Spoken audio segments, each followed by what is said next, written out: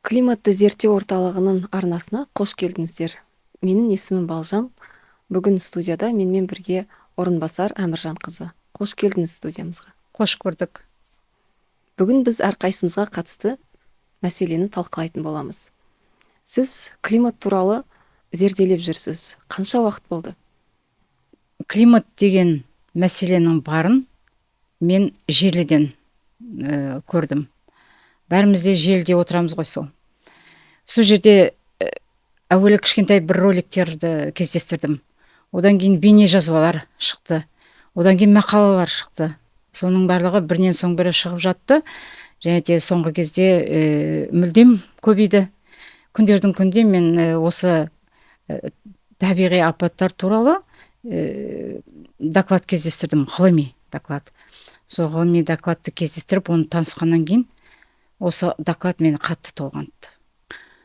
Ғылыми докладта осы жайлы, осы тақырыпта тойымды жақсы кеңінен ақпарат береді екен.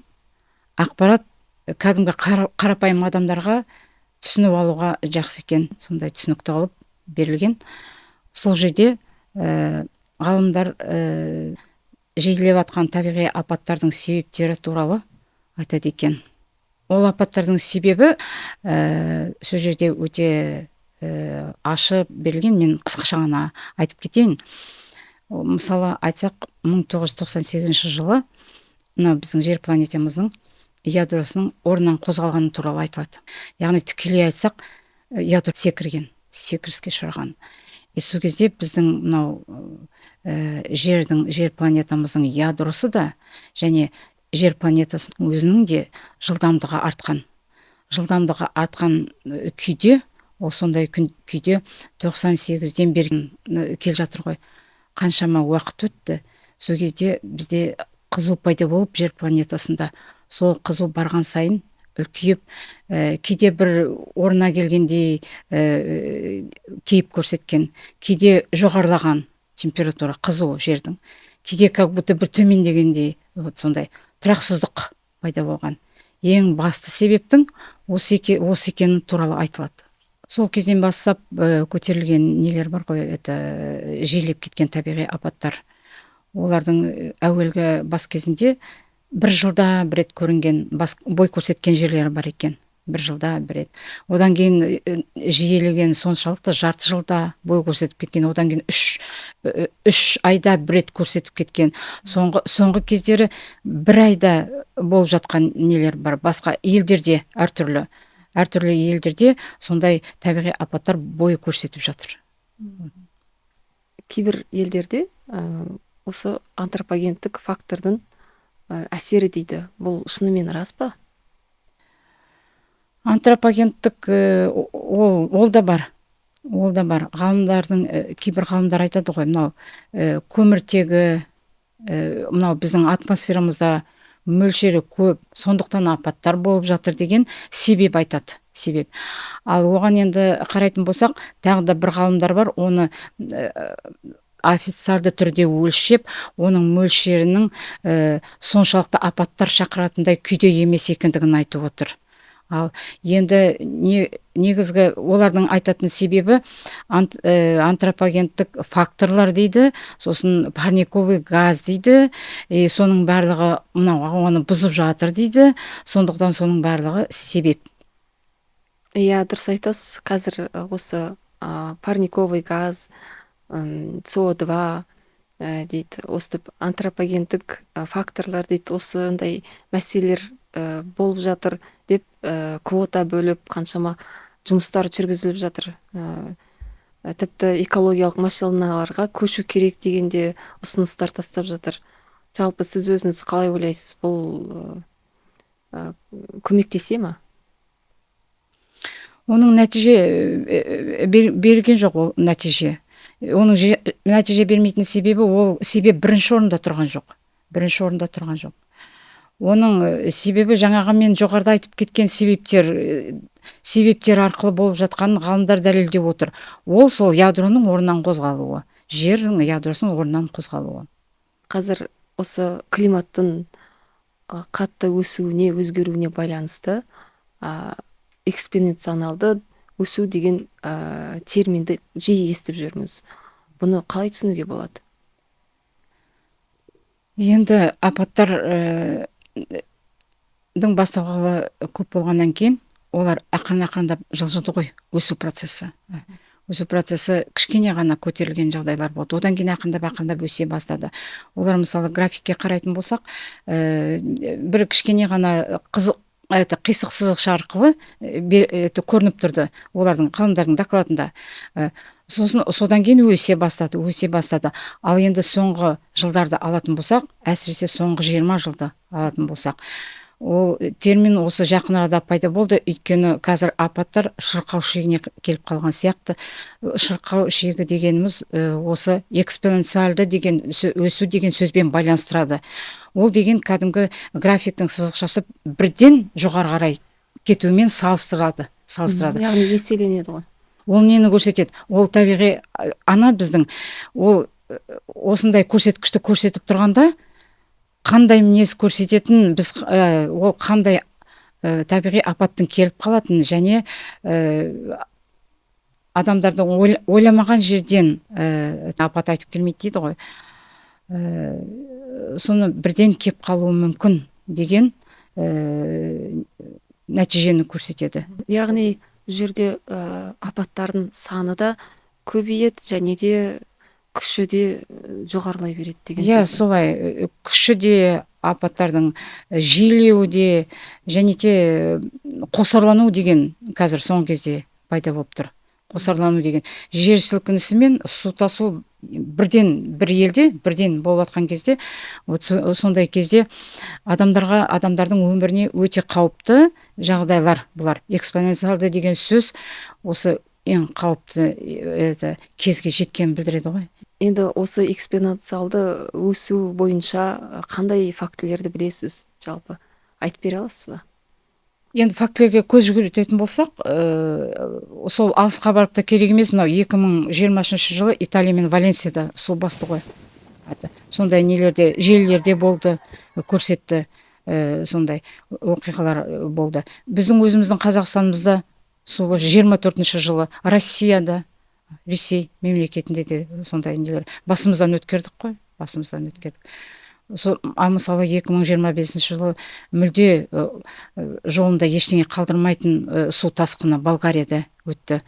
Өте қауіпті, сондай барған сайын күш алып 25 жылдарда осылай күшейе беретін болса, әрине ол өзінен өзі түсінікті, адамдардың өміріне зиян да келеді, просто өлтіріп те жібереді адамдарды. Климаттық апаттардың прогрессиясы деген докладта осы қызыл аймақ туралы көрсеткен. Яғни бұл графиктегі көрсеткіштер алдыңғы жылдан қарағанда жоғарылай береді. Яғни соңғы 30 жылда біздің климаттық өзгерістер қаншалықты өсіп жатқанын көруге болады. Әрине, әсіресе 2025-ті алсақ, 2025-те табиғат өзінің мінезінің енді былайша айтсақ әзілдеп тұрмағанын көрсетеді. Сондай қазақта сөз бар ғой, апат айтып келмейді деп. Меніңше осы мақал қазір өте өзекті. Көңіл аудармай отыра бермеуге болмайды осы тақырыпқа. Мен сөйтіп ойлаймын. Қайсымыз болса да осы тақырыпқа қызығушылық болу керек. Қазір мен сізге өзіме әсер еткен бірнеше фактілермен бөлісе кетейін. Соңғы 20 жылда ірі табиғи апаттардың саны шамамен 2,5 есе өсті. Ал 2024 жылдың экономикалық шығыны $450 миллиард асқан екен. Европадағы торнадолардың саны 1970 жылдармен салыстырғанда қазіргі уақытта 18 есе өсіпті. Келесі, әлем бойынша су тасқындары 50 жыл бұрынғымен салыстырғанда 6,5 есе көбейген екен. құрғақшылық 29%-ға өсіпті. Енді бұл фактілерге қарайтын болсақ, осы климаттың қаншалықты экспоненционалды өсіп жатқаны көруге болады. Демек, алдағы уақытта бұл одан да күшейе береді ғой. Енді ғалымдардың айтуынша солай болып тұр.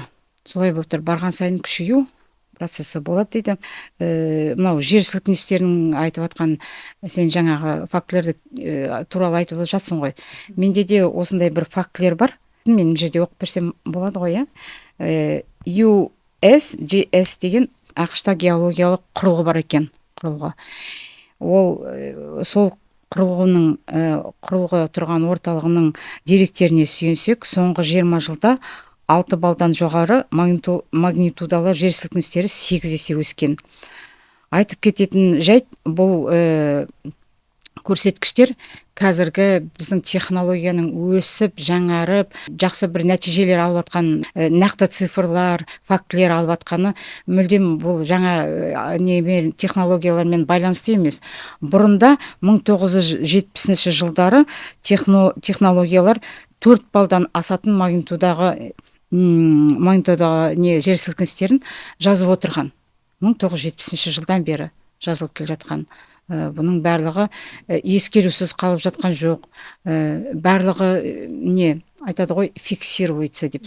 Бәрі тізбекте тіркеліп, осы жер сілкіністерін ол көрсетеді. Енді ғалымдардың да жұмыс істеп жатқанын көрсетеді ғой. Сондай бақылауда барлығы. Ал оған қосатын болсақ, Volcanic Discovery деген сайт бар. Осы тақырыппен айналысатын. Оның нәтижелеріне, олардың деректеріне қарайтын болсақ, 1980 жылдан бері 3 магнитудадан жоғары жер сілкіністері шамамен жылына 10 мың болған ғой, 10 мың. 2021-де 60 мыңға кеткен жер сілкінісі. Көрдіңіздер ме, қандай алшақ, бір-бірінен алшақ сандар. Ол өте өскенін білдіреді, осындай апаттардың өте өсіп жатқанын білдіреді. Құрылғылар бар, олар ғалымдар жұмыс істеуде, олар бақылауда.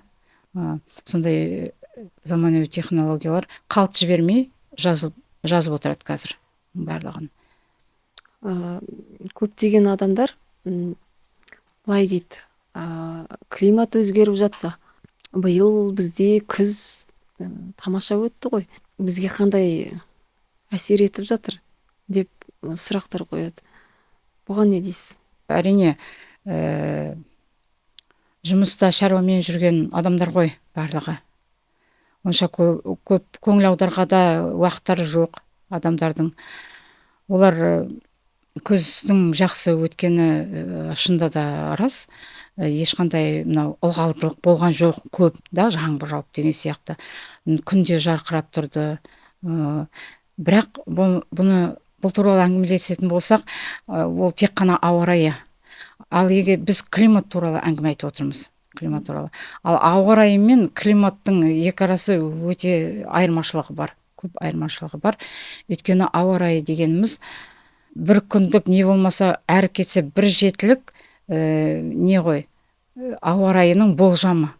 Бұлайша өзімізше айтсақ, терезенің ар жағындағы көрініс, ол сағат сайын өзгеріп отыруы мүмкін. Ал енді климатқа келетін болсақ, ол климат бүкіл жер шарындағы жер бар, ауа бар, су бар, өсімдіктер бар, су ағымдары бар, жер сілкіну процестері бар. Соның барлығын өзінің ішіне сыйдыратын үлкен механизм десек болады. Мысалы, оны біз салыстыратын болсақ, мысалы, кәдімгі сағат механизммен салыстыратын болсақ, ол қай кезде тоқтайды? Сағаттың бір кішкентай жеріне зақым келген кезде бүкіл басқа механизмдері сезеді. И сол кезде ол тоқтап қалады. Ол сағатта адам ремонтқа барады. Бұл үлкен механизм, егер кішкентай сондай салыстырмалы түрде қарайтын болсақ, бір жерде өзгеріс болса, ол бүкіл жер шарына әсерін береді. Әсіресе жақынырақ жатқан жерлеріне әсерін береді. Сол сияқты сол үлкен механизмді тағы да бір мысал келтіріп кетсем, адамның организмі тоже біртұтас болады ғой, иә. Мысалы мен мен медбике ретінде білемін, адамның жүрегі ауырғанда оның сол иығы ауырады. Бұл да сол сияқты. Егер басқа жерде мысалы жер сілкінісі болса, ол міндетті түрде жан-жағына дүмпуді беріп жібереді. Ең басты шоғырланған жерінде көп болады да, қалған жерінде все равно одан төмен балдар болады. Одан кейін әлгі не дейді, содан кейінгі беретін толчоктар болады. Вот. Сондықтан егер сол бір жерде сондай өзгеріс болған кезде бүкіл жер шарына таралатын қозғалыс пайда болады. Ол әрине көзге көрінбейді. Сондықтан бұл үлкен біздің системамыз, климат деген. Ол өзгерсе, барлық жер өзгеріп тұрады. Былайша айтқанда, климат бүкіл жер шарының суы болсын, жері болсын, жердің асты болсын, мұхиты болсын, су ағымдары болсын, желдері болсын, ылғалдары болсын, барлығын тепе-теңдік қалыпта ұстап тұратын бір күш қой климат. Сіз бағана жоғарыда айтып кеттіңіз, климатты бақылап тұрған құрылғылар туралы, Енді менде сол туралы тағы да біраз қосып кетсем, қандай құрылғылар бар екен. Жалпы ақш-та NOAA деген мұхиттар мен атмосфераны зерттейтін ұлттық орталық бар екен. Ол жерде температураның ауытқуын, мұхит деңгейін көтерілгенін, урагандардың жиілігін және де басқа да климаттың шектен шыққан тұстарын бүкіл планета бойынша жазып тіркеп отыратын құрылғы екен. Келесі EMDAT, табиғи және техногендік апаттар туралы халықаралық деректер базасы. Оны Бельгиядағы апаттар эпидемиологиясын зерттеу орталығы құрған. Бұл деректер базасында 1900 жылдан бастап бүгінгі күнге дейінгі тіркелген барлық су тасқындары, жер сілкіністері және өрттер мен құрғақшылық сияқты апаттар жинақталған көрінеді. Келесі USGS, жер сілкіністерін, жанартауларды, тектоникалық құбылыстарды зерттейді және спутниктер мен мыңдаған метеостанциялар, мұхиттық бұйылар, климаттық өзгерістерге талдау жасайды.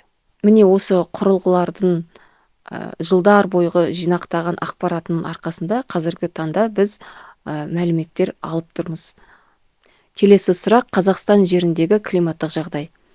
Біздің жерімізде мұхиттар жоқ, соған қарай торнадолар да болмайды және вулкандар да жоқ.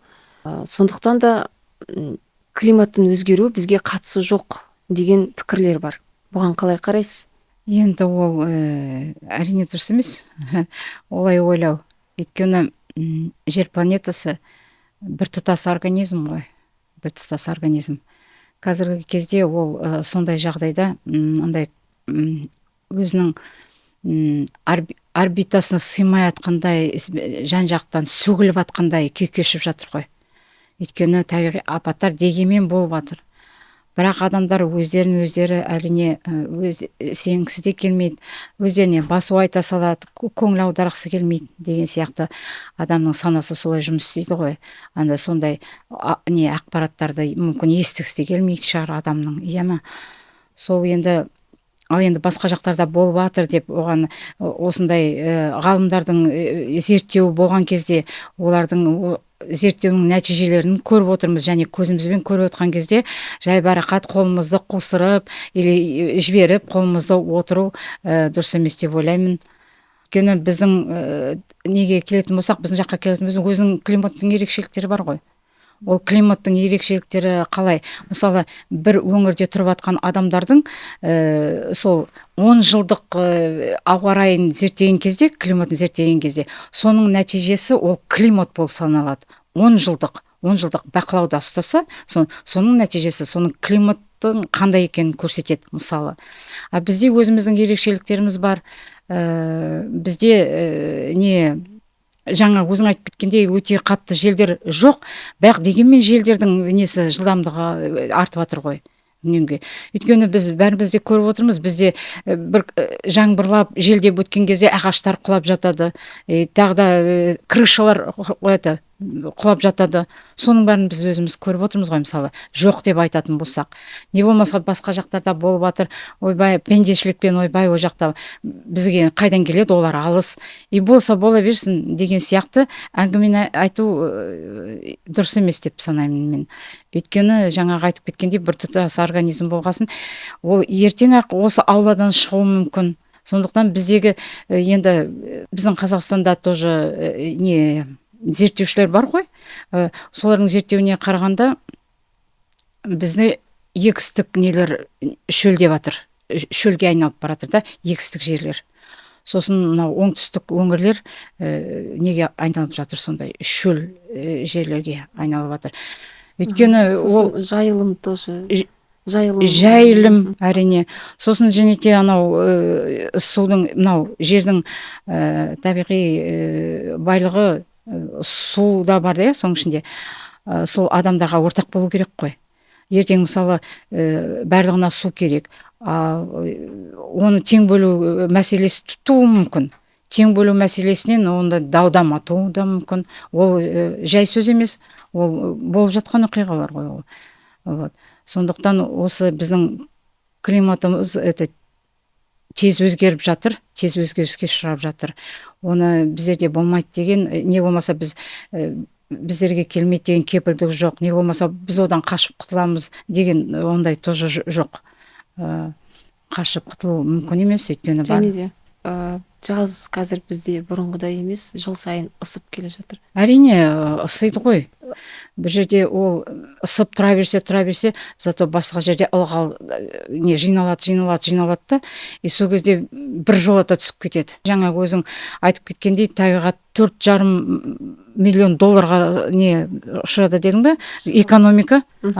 Сондай шығынға ұшырау процесі болып жатқан кезде, ол экономиканың шығынға ұшырау деген сөзі адамдарда азық-түлік болмайды деген сөз ғой. Мысалы біздерде егістіктер нетіп атса, шөлдеп атса, ол жерден өнім алу қиындап кетсе, ол біздің қалтамызды келіп ұрады ғой. Өйткені азық-түлік бірден жоғарылайды.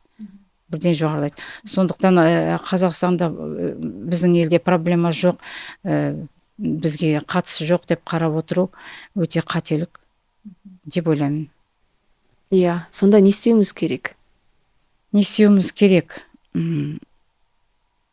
Біз осы мәселемен айналысу керекпіз деп ойлаймын.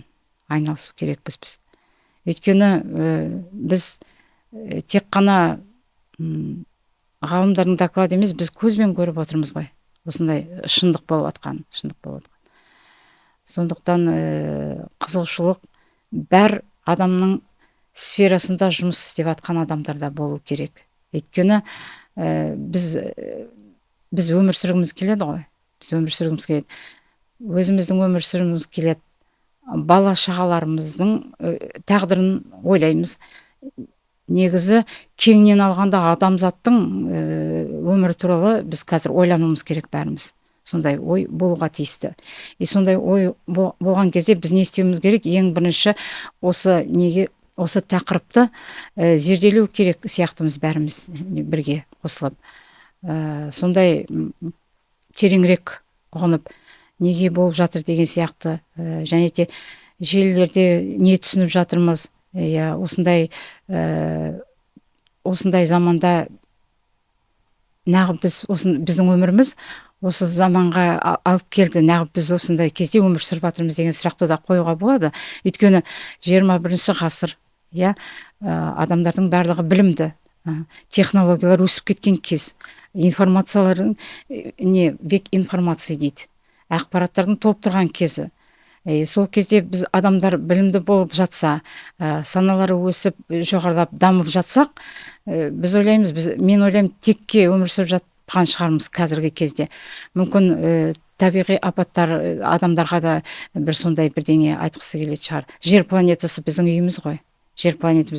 Ол мүмкін адамдарға сол апаттар туралы бір табиғаттан да тіл жоқ қой. Сол бірдеңе жеткізіп жатқан шығар деп мен ойлаймын. Сондай да қызығушылық бар ма екен адамдарда, оянады ма екен адамдарда, иә, бір-біріне жан аша ма екен адамдарда, үйлеріне жан аша ма екен, табиғатпен үйлесімді түрде өмір сүруге көшуді ойлай ма екен, табиғат ананың несіне ішіне кіре беріп қолдану процесімен ғана айналыспай, оған дем алу процесін беруіміз керек шығар табиғатқа. Табиғат ол бізге берілген, жаратушы берген, әуелі планеталарды жаратып, одан кейін адамды оның ішіне жіберіп, барлық ресурсын әуелі беріп, сосын адамдарды өмір сүруге жіберген. Иә, өмірлерін, сабақтарын өтуге. Сол кезде біз оны қолдана берсек, ол бір күні ресурсынан тозады ғой, тоже иммунитетінен тозады. Сондай ойлар мүмкін ойлану керек шығармыз. Мүмкін адамдар өзгеруіміз керек шығармыз, мүмкін қазіргі заманда. Өйткені сол табиғат анаға деген жанашырлығымыз пайда болса, мүмкін бір-бірімізге деген жанашырлық. Өйткені қазіргі кезде біз мысалы алсақ, бірінші көмек дейді ғой, медициналық көмек. Және де қазақта айтады ғой, артық болмас білгенің деген сөз бар, иә. Біздің бұның бәрін зерделеп біліп алғанымыз ешкімге де артық болмайтын секілді. Өйткені сол первое медицинская помощьты адам білсе, ол өзіне де көмек береді. Қасындағы біреу жарақаттанып қалса, сондай көмек береді. Өйткені бұның бәрі апат қой. Соның барлығы қазіргі кезде айтып кетейін, енді қазіргі кезде сондай желіде көп ақпарат бар, тревожный чемоданчик дайындап қойыңдар деген ақпарат бар. Ол да қиын емес қой. Егер адам ұқыптылықпен қараса, чемодан дайындап қою қиын емес, иә. Сосын кішкентай балалардың өмірін ойлаған кезде тоже қатты ойлантатын жағдай ғой бұл. Дегенмен осы қазіргі болып жатқан жағдайлар.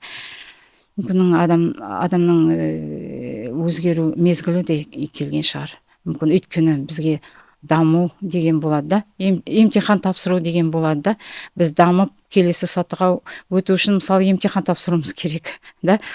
Достық қарым-қатынастық, адамгершілік қарым-қатынастық, иә, бір-бірімізге деген аяушылық сезімі, ол адамдарға тән ғой, әуел бастан тән, солай жаратқан Алла бізді. Иә, соны жоғалтып алдық па деймін да, соны мүмкін қайтадан жандандыру керек шығар. Әуелі сол махаббаттан бастап, жаратушыға деген махаббаттан бастап, иә, қайтадан оянуымыз керек шығар. Жаратушыға деген ең бірінші сатыда тұрса, оған деген махаббат, одан кейін адамға деген, бір-бірімізге деген махаббат пайда болады ғой сол кезде. Сондай жүрек ашу, қазақшалап айтқанда жүрек ашу процесі біздерде қалып қалған сияқты, өмір сүреміз деп жүргенде, мынау қазіргі заманның несіне машықтанып алып, заманның ағымына байланысты қазір әртүрлі нелер бар ғой. Адамдар қазір кредитқа көп соны ойлайды да, қолдар тимейді, мынаған көңіл аударуға, біз оны мысалы үйіміз жыртылып жатса, ой, артынан қарармын деп оны нетпей отырмаймыз ғой, ремонттамай отырмаймыз ғой, мысалы үйіміз жыртық болып жатса, иә, біз оны ремонттамасақ, ол ертең қыста су кіріп, адам сол жерде тұра алмайтын жағдай болады ғой. Табиғатпен салыстыруға болады. Табиғат просто үлкен механизм, онда күш бар, жойқын күш бар табиғатта, адамда сана бар. Сана табиғат күшімен үйлесімділік тапқан кезде ақырындап орнына келетін сияқты деп мен өзім ойым енді. Біз осы тақырыпқа байланысты барлығын шақырамыз. Климатологтарды, метеорологтарды, геологтарды, төтенше жағдай қызметкерлерін, экологтарды, еріктілерді, тіпті қарапайым адамдарды да, егерде сіздер осы климат туралы ақпараттарды көріп, байқап, біліп, куә болып жүрсеңіздер, міндетті түрде хабарласыңыздар. Біздің студиямызда өз тәжірибелеріңізбен бөлісіп, жаңағы ақпараттарыңызды айтып, бейнероликтарыңызбен бөлісіп кетіңіздер. Керемет шақыру болды. Өйткені қазіргі кезде қарапайым адамдарда кездесіп жатыр ғой, осындай оқиғалармен көздермен көріп жатыр, иә. олар келіп өздерінің көзбен көргендерін айтып берсе, өздерінің басынан өткен тәжірибелерін айтса, сосын мамандар келіп өздерінің алған білімдерімен, мамандар келсе білімдерімен және осы жұмыс барысында алған тәжірибелерімен бөліссе, сонда осы жерде отырып сұхбаттасып ой бөлісуге болады ғой. Ой бөліскен кезде, тақырыпты білген кезде, тақырыпты ашқан кезде қаншалықты қимылдай аламыз, қаншалықты осы тақырыпты шеше аламыз деген іс әрекеттерге көшуге болады ғой. Сол кезде сол анау іс әрекеттерімізді біз біліп отырсақ, адамдармен сұхбаттасып отырсақ, өзімізді жақсы осы тақырыпты біліп отырсақ, ары қарай бірлесіп жұмыс істеуімізге барады ғой осы тақырыпта, Ендеше барлығымыз осы өзекті мәселені бірге шешіп, жауапкершілікті алып, көңілімізді табиғат анаға қойып, бірге талқылап, осы студияда мәселені көтерейік. Сондықтан сіздерді шақырамыз, келіңіздер, күтеміз. Сау болыңыздар.